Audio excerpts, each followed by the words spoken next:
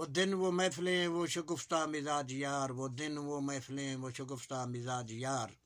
فکر رزق لے گیا کس کس کو کہاں کہاں۔ اعوذ باللہ من الشیطان الرجیم، بسم اللہ الرحمن الرحیم، السلام علیکم ورحمۃ اللہ وبرکاتہ۔ میں ہوں عبداللطیف گرچانی، اپنی اس دعا کے ساتھ کہ اللہ تعالیٰ آپ سب پر آسانیاں فرمائے اور آپ سب کو آسانیاں تقسیم کرنے کی توفیق عطا فرمائے، آمین ثم آمین۔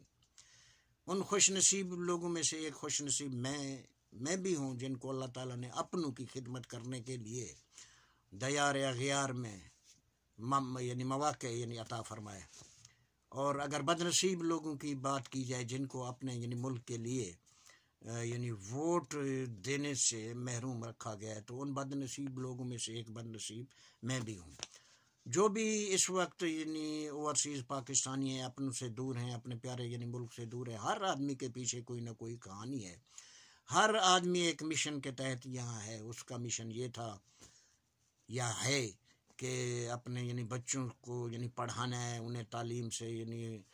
اعلیٰ انہیں تعلیم یعنی دلانی ہے، ان کے لیے گھر بنانا ہے، پھر ان کی شادیاں کرنی ہیں، اگر وہ پڑھ لکھ گئے ہیں تو ان کے لیے کوئی سروس کا کوئی ملازمت کا انتظام کرنا ہے، یا ان کو لیے کوئی کاروبار کر کے دینا ہے۔ تو ہزاروں نہیں بلکہ لاکھوں لوگ ایسے ہیں جن کی یہ خواہش ہیں، جن کا یہ مشن اللہ تعالیٰ نے یعنی کامیاب فرمایا۔ پھر اس کے بعد ان کے اندر یہ حرص سا پیدا ہو گیا کہ اب جو بچوں کو کاروبار یعنی کر کے دیا تھا، یہ کاروبار یعنی ان کے اس یعنی کاروبار کو یعنی بڑھایا جائے۔ جو گھر بنایا تھا سنگل سٹوری کا، اب اس کو ڈبل سٹوری یعنی کیا جائے۔ جو زرعی رقبہ یعنی لیا تھا، مزید اس میں 1 ایکڑ کا اضافہ یعنی کیا جائے، پھر مزید ایکڑ، پھر اور 1 ایکڑ۔ تو پھر اسی یعنی کش یا کوئی پلاٹ لیا ہے تو پھر وہ یعنی پلاٹ جو نا 1 سے یعنی 2 ہو جائیں، 2 سے پھر 4 ہو جائیں۔ اب اسی یعنی کشمکش میں عمر حیات مانگ کے لائے تھے 4 دن، جو 2 آرزو میں کٹ گئے 2 انتظار میں۔ اب کافی سارے ایسے لوگ ہیں جو اسی یعنی اپنی یعنی آرزوؤں کو یعنی پورا کرتے کرتے یعنی یا تو یعنی بوڑھے ہو گئے، پھر وہ جب اپنے یعنی ملک کو یعنی لوٹے تو یعنی انتہائی یعنی بڑھاپے کی صورت میں وہ پھر اپنے خاندان کے یا اپنوں کے یعنی کس کام کے۔ پھر ایسے بھی ہیں جو ان ذمہ کو پورا کرتے کرتے ان آرزوؤں کو یعنی پایا تکمیل تک پہنچاتے اس جہاں سے چلے گئے۔ کئی یہیں پہ یعنی مدفن ہوئے اور کئیوں کو اپنے ملک یعنی بھیجا گیا۔ اب مرنے کے بعد آدمی پھر یعنی مٹی ہو جاتا ہے۔ اب جب وہ یہاں سے مٹی ہو کے گئے تو اب یہ مٹی اپنے خاندان کے یا اپنوں کے لیے کس کام کی؟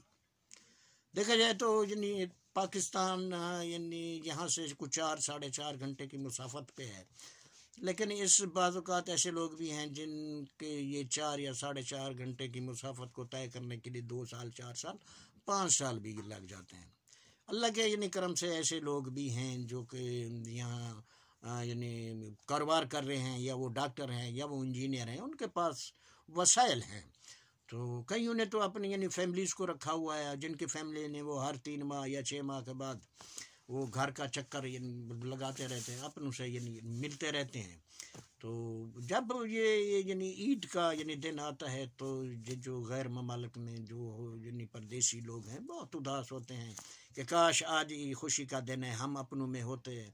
یعنی ہم یعنی اپنے یعنی پوتے پوتیوں کے ساتھ ہوتے، نواسے نواسیوں کے ساتھ ہوتے، اور یعنی بھائیوں کے ساتھ ہوتے، دوستوں کے ساتھ ہوتے، اور جو گھر میں یعنی آج یعنی طرح طرح کے یعنی کھانے یعنی پکانے کا انتظام کیا گیا ہے، ان سے بھی ہم لطف اندوز ہوتے۔ لیکن ہر خواہش ہر آدمی کی ہر خواہش تو پوری نہیں ہوتی۔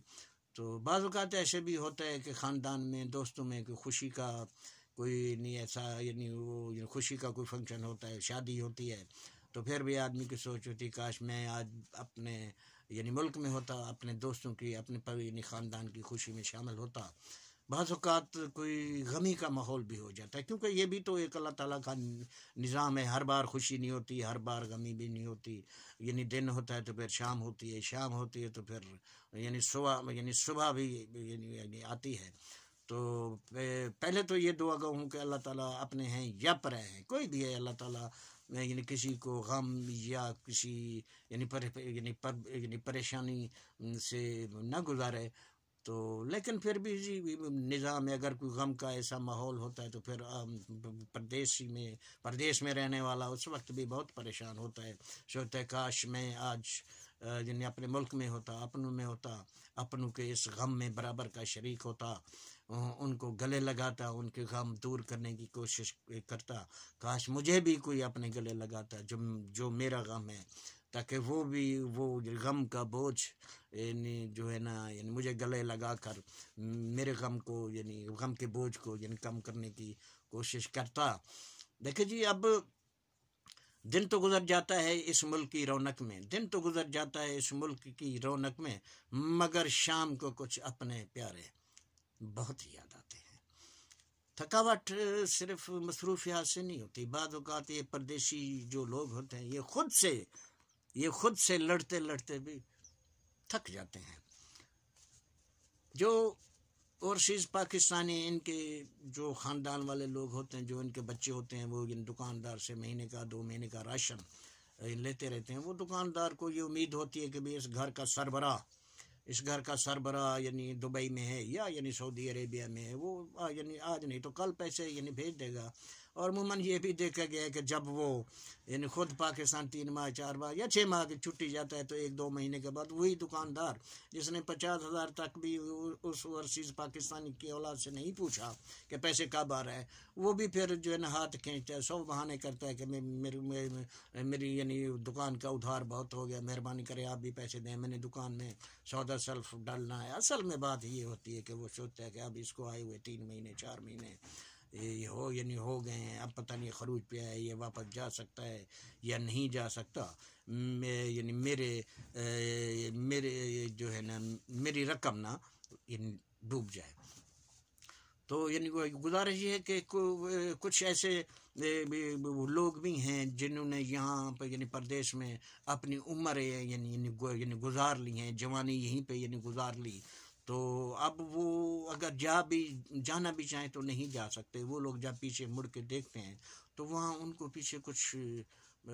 نظر بھی نہیں آتا، کیونکہ اپنے ہی ہوتے ہیں جی جو انسان کو جو پردیشی کو کامیاب کرتے ہیں، اور اپنے ہی ہوتے ہیں جو جب وہ انسان پردیش میں رہنے والا اتنی مدت رہنے والا جب ناکام رہتا ہے تو اس کی ناکامی میں یعنی اپنوں کا بھی بہت بڑا حصہ ہوتا ہے۔ تو اب یعنی میں جاتے جاتے اب اتنا یعنی عرض یعنی کرتا چلوں کہ میرے کافی سارے یعنی دوست احباب ہیں جو مجھے بار بار یعنی کہتے رہتے ہیں جی آپ کو اتنی یعنی مدت ہوگی، اب آپ کو اپنے یعنی ملک میں گھر یعنی واپس جانا چاہیے، اپنوں میں رہنے چاہیے، اپنے دوستوں کے ساتھ یعنی رہنا چاہیے۔ جب میں ان کے چہرے پہ یعنی غور یعنی کرتا ہوں تو یقین کریں مجھے معلوم ہو جاتا ہے کہ یہ لوگ مجھ پر طنز کر رہے ہیں، اور کئی ایسے لوگ بھی ہوتے ہیں جو محبت سے کہہ رہے ہوتے ہیں کہ اب وہ عمر نہیں رہی، اب آپ کو واپس جانا چاہیے۔ اب ایسے لوگوں سے آدمی کیا کہے کہ ہم تو گھر سے نکلے ہیں آنسو کی طرح، واپسی کا کوئی سوال نہیں۔ عجب مقام سے گزر رہا ہے قافلہ زندگی کا، عجب مقام سے گزر رہا ہے قافلہ زندگی کا، سکون ڈھونڈنے نکلے تھے نیند بھی گنوا بیٹھے، سکون ڈھونڈنے نکلے تھے نیند بھی گنوا بیٹھے۔ سونے رب دے